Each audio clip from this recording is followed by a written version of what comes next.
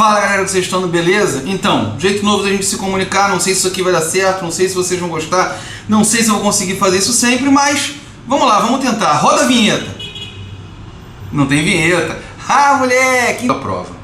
Já passei isso pra vocês, já postei aqui no portal educacional e as unidades são a 4, a 5 e a 6. A 6 não vai até o final porque a parte de águas oceânicas a gente vai ver um pouquinho depois. Eu prefiro fazer assim, que a gente vê com um pouquinho mais de calma e aí a gente consegue não atrapalhar e não atropelar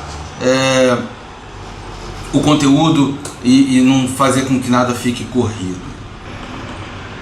Enfim, a unidade 4 do seu livro, ela fala sobre as formas do relevo, né? Logo no início ela apresenta as 4 formas do relevo principais: planície, planalto, depressão, montanhas.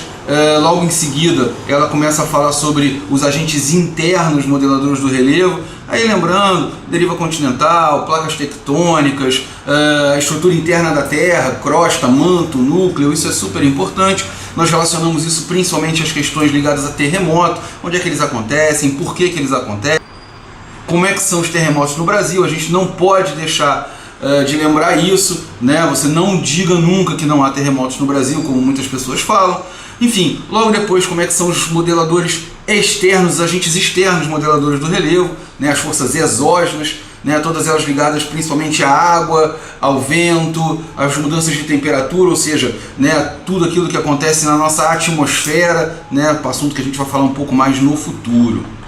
Enfim, logo em seguida vem a unidade 5, né? Que fala sobre recursos minerais e energéticos. Importante você lembrar o que é um mineral, o que é um minério, né? Isso aí está no seu livro bem dito, bem explicadinho. Não vou fazer nenhuma pergunta muito específica sobre esses minerais, né? Enfim, isso é um assunto muito complexo, muito complicado, e aí você vai com certeza rever isso mais à frente, mas, né, para o seu grau de maturidade, de idade, eu acho que isso é o fundamental. Mas é importante que você lembre quais são os tipos de rocha, né? Magmática, metamórfica e sedimentar, né? Os nomes que elas podem receber diferentes, como por exemplo no caso das rochas magmáticas, que elas podem ser também chamadas de rochas ígneas. A gente já falou sobre isso daí, já inclusive caiu em prova.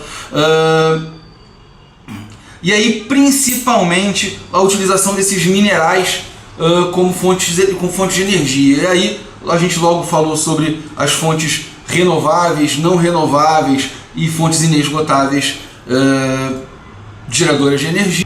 Importante a gente ver a questão das fontes de energia, como é que esses minerais são utilizados como recursos energéticos. E aí fala dos recursos fósseis, lembra do que é um fóssil, lembra que eles são principalmente petróleo, gás natural e carvão mineral. Lembrando que carvão mineral não é a mesma coisa que carvão vegetal, né? Falamos sobre isso em sala. Lembra dos recursos renováveis, não renováveis e inesgotáveis, né? Tem uma série de exemplos no seu livro, nesse capítulo, nessa unidade 6, né? E aí lá no final dela, a partir da página 134, são os recursos energéticos renováveis, ou no caso a gente conseguiu separar alguns deles em inesgotáveis, uma vez que mesmo que a gente utilize aí para sempre, esses recursos vão estar sempre disponíveis, pelo menos enquanto houver possibilidade de vida. E por fim, a unidade 6, que logo no início fala sobre água enquanto recurso natural, fala sobre consumo, né, botando lá agricultura, indústria e por último o uso doméstico. Lembrando de reassistir aqueles vídeos que falam sobre essa questão do consumo, que são super importantes.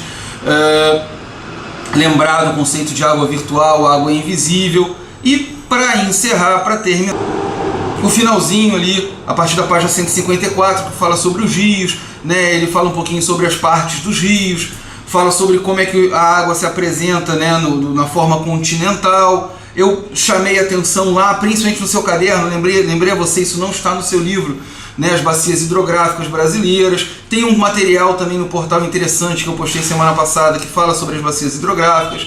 Tem lá um mapa mostrando a distribuição delas. Enfim, galera, acho que é isso.